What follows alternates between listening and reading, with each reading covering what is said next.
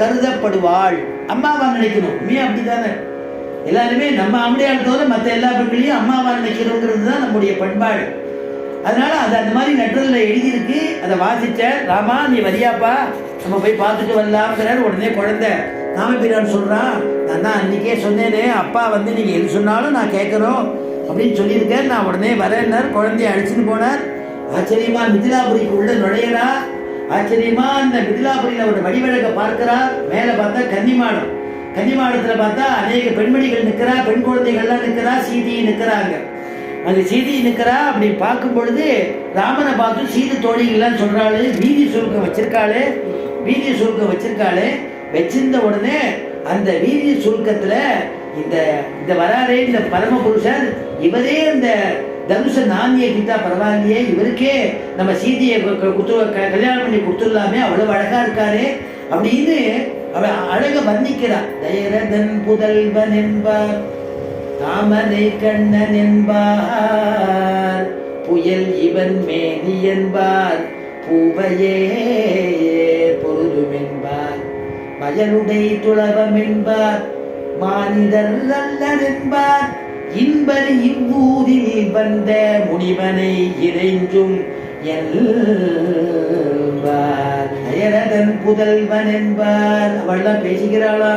அப்பா இது யாருன்னு தெரியுதாடி? தசரதனுடைய குமாரனா, அயோத்தி மன்னன், அவனுடைய குழந்தையா, அவனுடைய மூத்த பையன் ராமன் பேரா, இளையவனுக்கு லட்சுமணன் பேரா. தயரதன் புதல்வன் என்பார். அவ கண்ணை பாத்தியா? தாமரை கண்ணன் என்பார். அவனுடைய மேனிய பாத்தியா? மேகத்தை போல. புயல் இவன் மேனி என்பார். அவனுடைய மிருதுவான தேகத்தை பாத்தியா? பூவையே பொருதுமெல் மயருடை துளவம் என்பார். மானிடரா தெரியலையே, மானிடர் அல்லர் என்பார். இவர் இப்படிப்பட்டவர் பரமபுருஷன் நம்ம இன்னைக்கு சேவிக்கணும்னா அந்த முனிவரை முதல்ல சேவிக்கணும். முனிவனை இறைஞ்சும் என்பார். அவர் சொல்லணும், அவர்னால்தான் இவர் வந்தார் அப்படின்னு சந்தோஷப்படுறாராம்.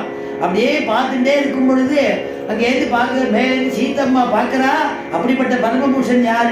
ஏன்னா கம்பனை எழுதுற, நம்பியை காண நங்கைக்கு 1000 நயனம் வேண்டும், நம்பியை காண.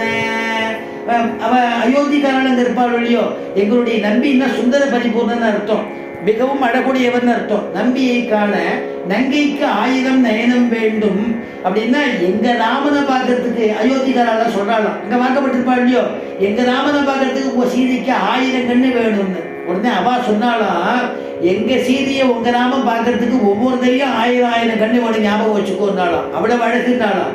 நம்பியை காண நங்கைக்கு 1000 நயனம் வேண்டும், கொம்பினை காணும் தோறும் குறிசிக்கும் அன்னதேயாம், குறிசிக்கும் அன்னதேயாம்.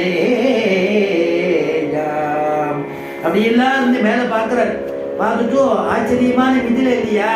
காருலாவும் சீருலாவும் மிதிலையில், காருலாவும் சீருலாவும் மிதிலையில், கன்னி மாடம் தன்னில் ஒன்றே நின்றவர் யாரோ, இவன் யாரோ, என்ன பேரோ?